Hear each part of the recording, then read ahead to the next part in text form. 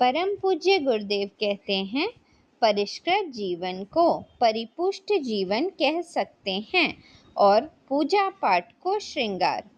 स्वास्थ्य के रहते यदि श्रृंगार भी सजा लिया जाए तो हर्ज नहीं, पर अकेले श्रृंगार सज्जा बनाकर कोई कृशकाय जरा जीर्ण रोगग्रस्त मात्र उपहासास्पद ही बन सकता है।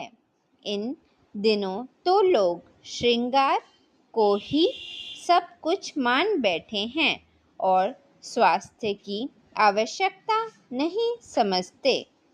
जय गुरुदेव, जय माता जी, जय गायत्री माता। पंडित श्री राम शर्मा आचार्य जी।